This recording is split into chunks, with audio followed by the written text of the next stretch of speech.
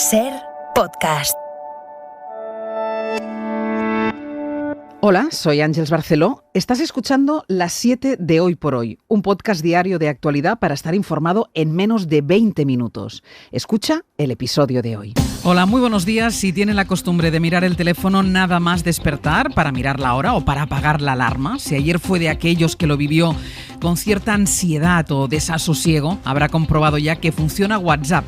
La aplicación, igual que Facebook e Instagram, empezaron a restablecerse desde la medianoche después de 6 horas de apagón que esta madrugada la compañía ha atribuido a un cambio de configuración por el que ha pedido disculpas. Tuvieron que pedirlas en Twitter, que es su principal competidor y que ayer vio, igual que otras aplicaciones rivales, que iba aumentando su tráfico de usuarios mientras WhatsApp perdía el suyo. José Luis Astre, hola. Hola, buenos días. Perdía tráfico, sobre todo lo que perdía era dinero. Han dejado sin servicio a 3.500 millones de usuarios, así que en un solo día Mark Zuckerberg, que es el dueño de Facebook, de Instagram, de WhatsApp, ha perdido 5.900 millones de dólares. En el ranking de Forbes ha pasado de ser el quinto al sexto puesto entre las principales fortunas del mundo. Eso se debe al fallo de ayer, pero no solo. La compañía lleva días cayendo en la bolsa desde que la prensa de Estados Unidos empezó a publicar que Facebook tiene informes internos sobre lo nocivas que pueden resultar sus aplicaciones. Por ejemplo, del impacto tóxico que tiene Instagram en un tercio de las adolescentes que suben imágenes a esa red. Y hoy precisamente va a declarar en el Congreso de los Estados Unidos la extrabajadora que filtró esos documentos a la prensa, que denuncia el doble lenguaje de la compañía, que difunde unos valores pero luego aplica otros, según este relato. La portavoz de la Casa Blanca ha dicho que la autorregulación de las redes no funciona y que casos como este refuerzan la preocupación que tiene el presidente Biden por la manera de operar de los gigantes mediáticos. Hay otro debate en torno a las grandes compañías que en este caso tiene que ver con los impuestos que pagan. En España, la agencia tributaria ha elaborado un informe que concluye que 1 de cada 3 multinacionales paga menos del 10%. Las empresas más grandes no llegan a tributar ni el 5%. Este dato llega cuando los socios de gobierno están discutiendo, entre otras cosas, si suben el impuesto de sociedades. Sigue sin haber acuerdo por los presupuestos, aunque más que por la política fiscal, que también, lo que separa al PSOE y a Unidas Podemos es, en este momento, sobre todo, la limitación del precio de los alquileres en una futura ley de vivienda. Yolanda Díaz señala al PSOE... Si el Partido Socialista está dispuesto a sentarse a negociar toda la noche, no será, fíjense cuántas noches me paso y me dedico a esto. Por tanto, sin lugar a dudas, pero para eso hay que querer. Y desde el PSOE responde Eva Granados. Estamos en un gobierno. En el gobierno se debate, en un gobierno se discute, pero en un gobierno no se hacen ultimátums ni se condiciona. Se sienta y se negocia. Aunque si hablamos de impuestos, el último nombre que es noticia es el de Mario Vargas Llosa, que aparece también en los papeles de Pandora. El premio Nobel figuró como titular en 2005 de una empresa ubicada en el paraíso fiscal de las Islas Vírgenes para gestionar los derechos de autor y también los beneficios por la venta de inmuebles. El escritor ya había aparecido en los papeles de Panamá. Fue Vargas Llosa quien dijo aquello de que valía más votar bien que votar en libertad durante la convención del PP, convención en la que participó Nicolás Sarkozy un día antes de que le condenaran en Francia por financiación ilegal de su partido. Pues estuvo anoche en Televisión Española Pablo Casado y defendía así a Sarkozy.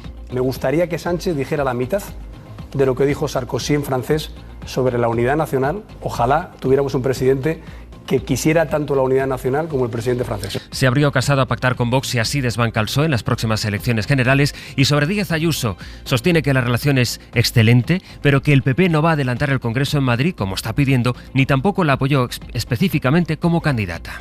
A nivel orgánico, insisto, yo no puedo decir quién tiene que ser presidente del PP en Madrid, como no lo he dicho en Valencia o como no lo he dicho en Ávila, donde he sido diputado 8 años. Tuve que mantenerme al margen, es lo que he dicho.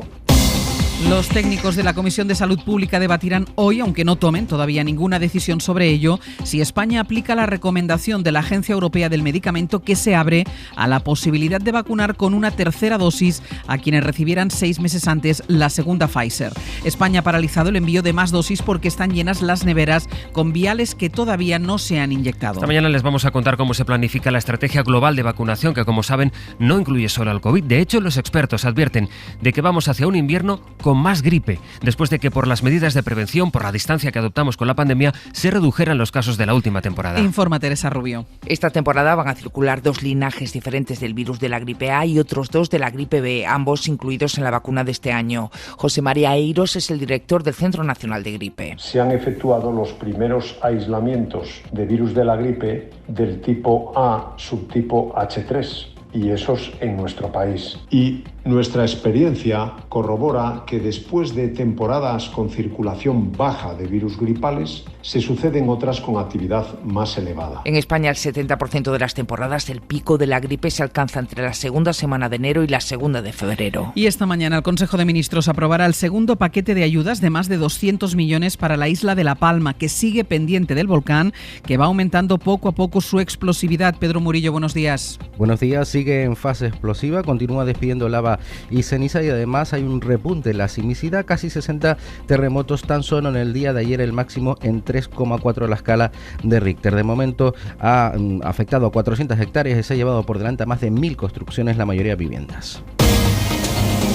Es martes, es 5 de octubre. Sonia Palomino, buenos días. Buenos días, Ángels. UNICEF ha publicado esta madrugada un demoledor informe sobre salud mental en los jóvenes. El 15% de los adolescentes de todo el mundo tienen problemas de salud mental que se han agravado además durante la pandemia.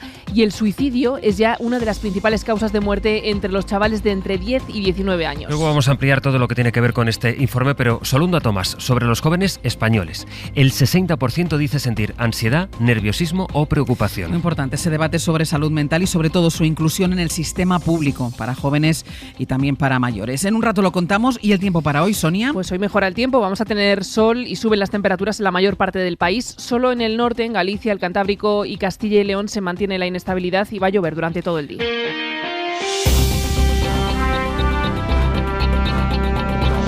Después de más de 6 horas de parón de Facebook, Instagram y WhatsApp, la compañía de Mark Zuckerberg trata de dar una explicación a lo ocurrido que no perjudique más su imagen. Ya entrada a la madrugada, aquí en España ha publicado un comunicado en el que habla de error en la configuración que ha afectado incluso a sus sistemas internos, Sonia. Sí, los ingenieros de Facebook hablan de un cambio de configuración defectuoso que ha desencadenado un apagón mundial afectando a millones de usuarios. Solo aquí en España se estima que unos 20 millones de personas utilizan WhatsApp, que ayer fue imposible de utilizar desde las 6 de la tarde y aproximadamente hasta la medianoche.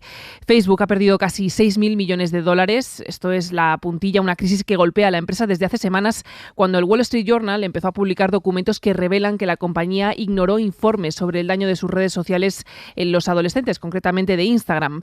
Ahora la mujer que filtró esa información, una ex trabajadora de Facebook, ha dado la cara y hoy va a comparecer en el Congreso de Estados Unidos. Pues a Estados Unidos nos vamos. Informa desde Nueva York Sara Yáñez. 6 horas sin mensajes de WhatsApp y sin poder ver o subir contenido en Facebook e Instagram. Podría ser un resumen del lunes para millones de personas en todo el mundo. No es la primera vez que pasa. En 2019 Facebook se apagó por 14 horas y en 2008 por 24. Un periodista del New York Times habló con varios empleados de Facebook en Silicon Valley y al parecer tampoco funcionaban las herramientas internas de comunicación de la compañía. Cuando estaba todavía sin servicio, Facebook, que es la mayor red social del mundo y dueña de Instagram y WhatsApp, se tuvo que comunicar con sus usuarios mediante su rival, Twitter, y en un tuit señaló que estaba trabajando en el problema y pidió perdón por los posibles inconvenientes. Otro asunto que preocupa en Facebook es la audiencia del Congreso de este martes, donde una ex empleada de la compañía testificará sobre su decisión de compartir a la prensa información confidencial de la empresa para apuntar que siempre que había un conflicto entre el bienestar del público y los beneficios económicos de la compañía, la red social elegía sus propios intereses. Bueno, pues más allá del caos comunicativo en nuestros móviles, la noticia de las últimas horas nos lleva de nuevo a Vargas Llosa, el Nobel de Literatura, que dijo en la convención del PP que lo importante no es que se vote en libertad, sino que se vote bien.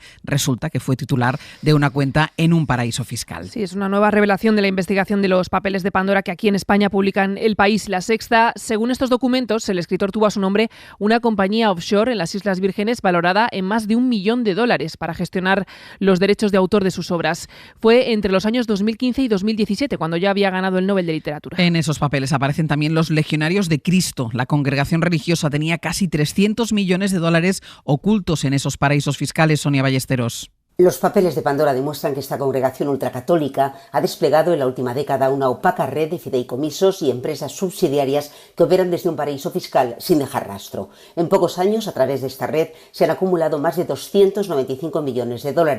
Los legionarios admiten haber creado esta estructura para recibir donaciones, pero rechazan controlar las inversiones en sectores como el inmobiliario o el tecnológico. Hace una década, los Legionarios de Cristo protagonizaron un sonado escándalo por denuncias de abusos sexuales y por por la opacidad de sus finanzas. El Vaticano intervino, pero todo indica que no hubo renovación ni se llegó a poner orden en las cuentas de los legionarios. Pues sobre el pago de impuestos, es tremenda la información que aporta la agencia tributaria sobre las grandes empresas de este país. 1 de cada 3 multinacionales no llega a pagar el 10% en impuestos de sociedades sobre el total de lo que vale.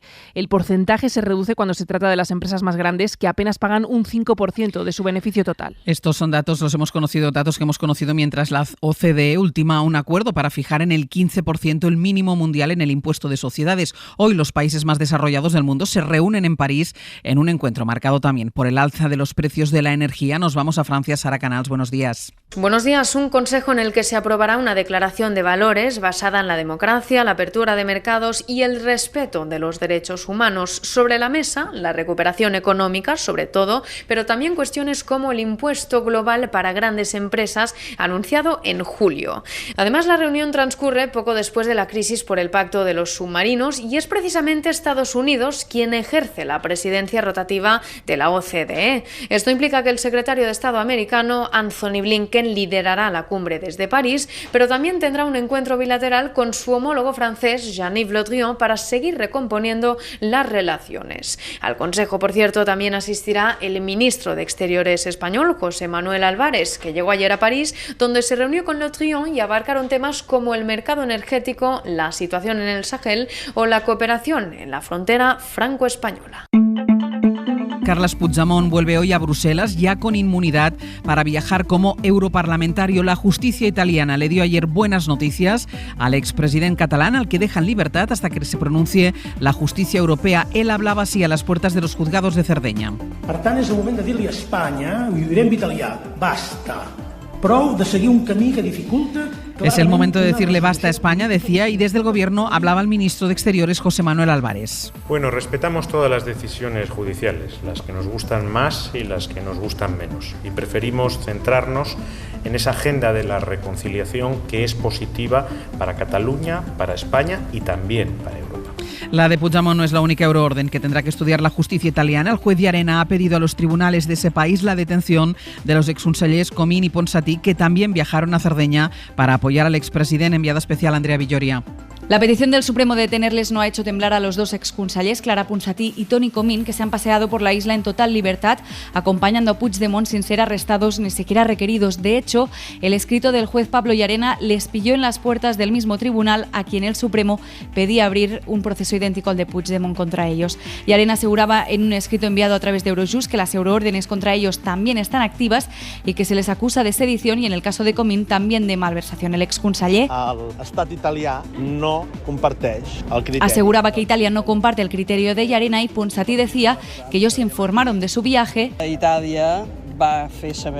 y que Italia informó al Supremo que no les detendría, dice ella, para ahorrarse otro problema.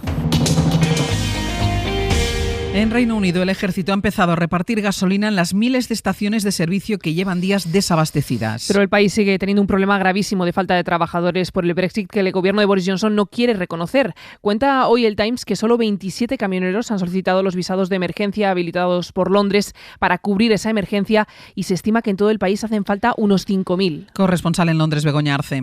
Una de cada 5 gasolineras en Londres y en el sureste de Inglaterra seguían ayer cerradas, de acuerdo con la Asociación de Distribuidores de Carburante. La situación sigue siendo difícil, si bien en el resto del país se ha constatado una mejora considerable. 200 miembros del ejército están colaborando en la conducción de camiones cisterna y en el suministro a las estaciones de gasolina y gasóleo.